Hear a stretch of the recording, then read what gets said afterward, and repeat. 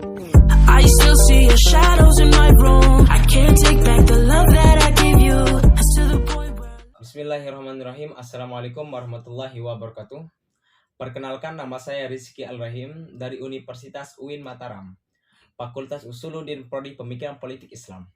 Di sini saya akan meresensikan sebuah novel yang berjudul Azab dan Sengsara.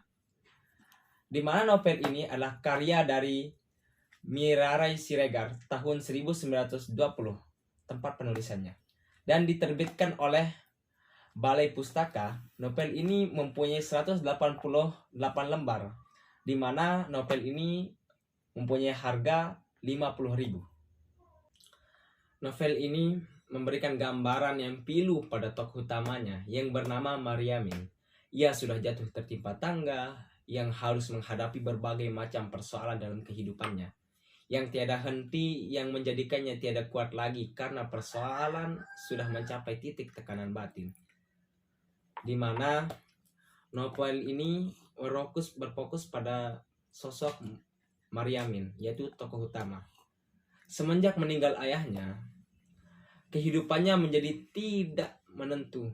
Satu persatu persoalan muncul yang menjadikan sangat sengsara.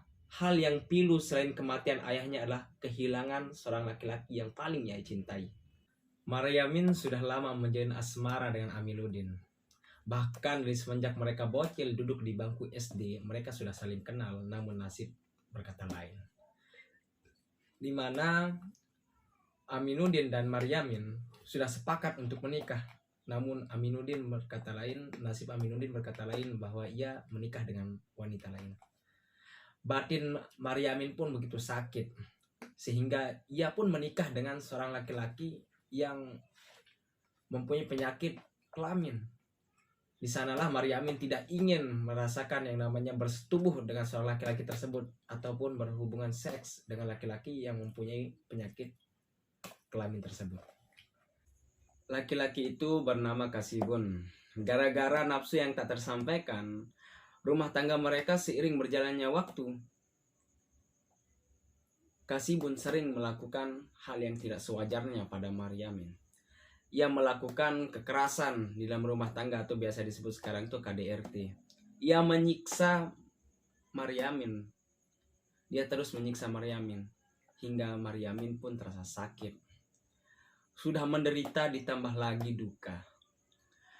Ketika Aminuddin bertamu di waktu itu, melihat reaksi istrinya, Kasibun melihat reaksi istrinya, ia terbakar akan cemburu, yang menyebabkan ia semakin menyiksa Maryamin. Hingga pada puncaknya Maryamin pun tidak tahan lagi, dan ia pun pergi untuk melaporkan Kasibun ke polisi. Setelah diproses, ternyata Kasibun memang benar terbukti bersalah, di mana Kasibun harus menanggungjawabkan dengan apa yang pernah ia lakukan kepada Maryamin.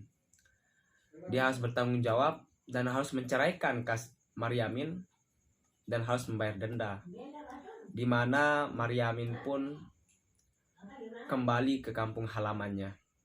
Ketika ia kembali di kampung halamannya dalam keadaan yang sakit, yang tidak baik, di mana sakit batin hingga raganya pun rasa sakit karena perbuatan mantan suaminya. Dan ia pun meninggal dunia. Maryamin pun meninggal dunia dalam keadaan yang begitu tidak baik dalam kehidupannya. Dia merasakan sakit, ia merasakan pahitnya hidup, dan meninggal dalam keadaan penderitaan yang ia hadapi. Mungkin hanya itu tentang novel ini dari saya. Mohon maaf jika ada kekurangan. Wabillahi taufiq wal hidayah. Wassalamualaikum warahmatullahi wabarakatuh.